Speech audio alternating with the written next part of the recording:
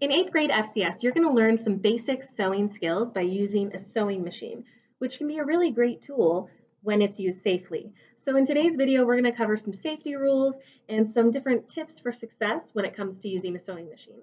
But to start, we're actually going to talk about the other tools you use while sewing, including shears.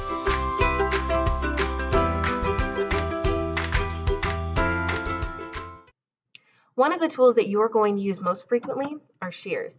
Now, shears are used to cut only fabric and thread, and they come in two types. These are left-handed with the darker handle, and these are right-handed. I will use these because I'm right-handed, because it's important to grab the type that's comfortable for your dominant hand, because they're sharp and you want to avoid accidents. With these, if you are ever handing them to someone, you should hold the sharp part while sticking the handle out to the other person. When you're carrying them around the room, carry them carefully at your side. Never throw these, don't gesture wildly with them, and keep them closed when you're not using them. Like scissors, use general caution. Another thing that we use in this class are pins. Pins should be stored in a pin cushion, which looks like a tomato. Pins are used to hold items together, so we would stick this through the fabric to hold it into the place where we want it. We would never sew over these though, so as you take them out, make sure you put them back in the pin cushion. But there is a wrong way to put things in a pin cushion. We wouldn't stick it down like this, because then the sharp part comes out of the pin cushion. The next person that goes to grab this would not know that that's there and could get hurt. So instead, always stick the pin towards the center of the cushion. Another thing we might use in this class, if needed, if you make any mistakes, you'll use a seam ripper. As the name implies, it rips seams. If you ever need to do that, you would pull this out like this, and then out comes the sharp ripping part of the seam ripper. Now this is very sharp, so never point with it, and make sure that you put it back in the cap when you're done.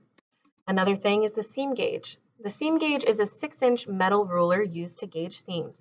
So we would slide this blue gauge part to the measurement that we want, which for FCS, when we make our zippered bag, is always going to be 1/2 inch. We would fold up.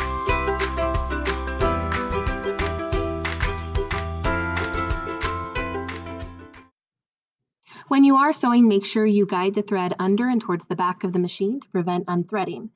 Then, once you fit the fabric into place, remember to pull that lever down to put the presser foot down. Doing this holds the fabric between the presser foot and those grooves, which we call the feed dog. This will help keep the fabric in place and moving forward, giving you less work to do. Once you have that done and you're sewing, remember, this is not a sprint. This is a marathon. Slow and steady wins the race. And it's also a lot safer. Also, remember to keep your hands light and flat to the side. You don't want to get them too close to the needle, and you don't want to pull or push the fabric. Just keep your hands light and flat.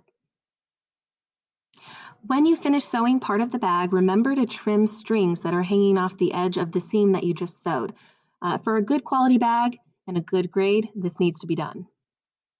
Sometimes when sewing, you're going to have to turn corners, and this means you need to work slowly and make sure the needle is down in the fabric, or in this case, paper, before you raise the presser foot and pivot.